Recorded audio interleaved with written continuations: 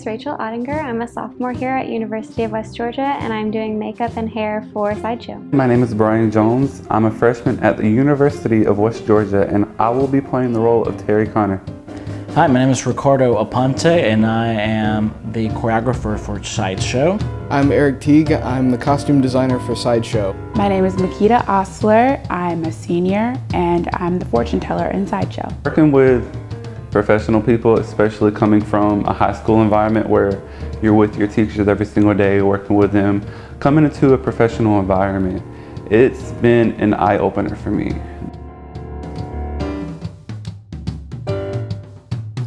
So the inspiration for the costumes in Sideshow really comes from real life, because most of the characters that you'll see on stage had a real-life counterpart. For instance, Daisy and Violet Hilton were real people. They were vaudeville stars. So we have the luxury of knowing how they looked. Since costuming is such a big part of the design too, and I'm having to meld my design with Eric's, it's been an interesting process. So we're kind of playing off of each other.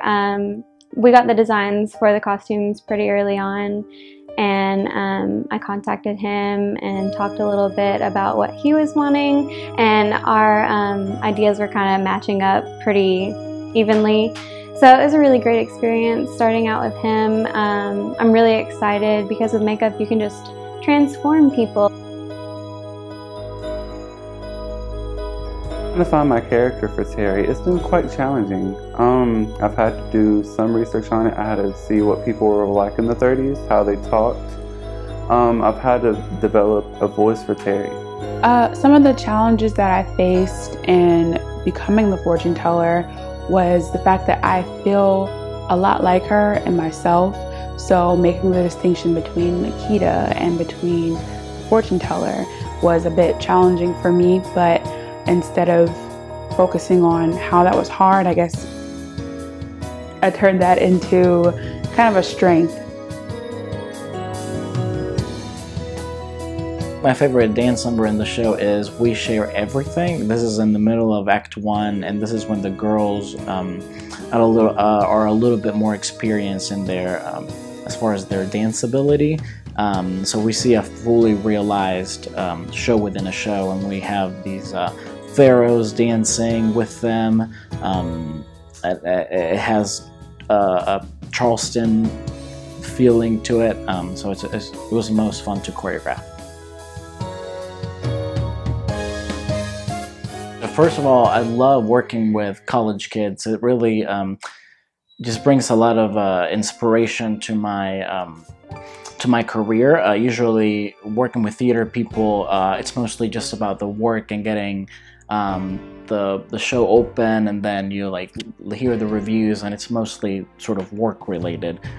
So what I like about this is that it's a lot more relaxed. Kids are here to learn. They're adults, so you can treat them like adults. You're not trying to babysit them. Working with college students is a lot of fun because you have to think creatively in terms of how you describe things, because you do not share the same vocabulary. But it means that we have a lot of fun, and I'm teaching folks as we go. What makes me a freak? Plenty of things, but I suppose my tattoos are a first visual cue that I'm a little bit left of center. But also, I'm a guy that does costumes for a living.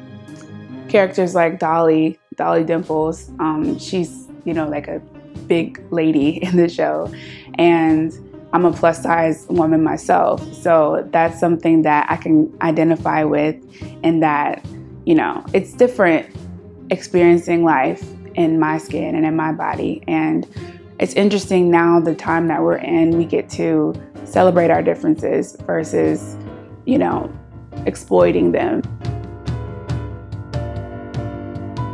What I'm taking away anyways, what I hope everyone else will take away, is that no one is normal, no one is a freak, we're all people.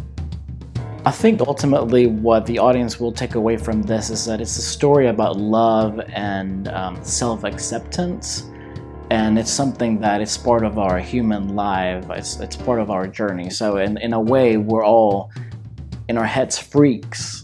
Also, too, the concept of You know, something as small as a piece of skin can make people look at you as, you know, a freak or different, and how that makes them feel, and the magnitude of that concept. In seeing this story, I want people to understand that they should just be accepting. Talk to a person before judging a person.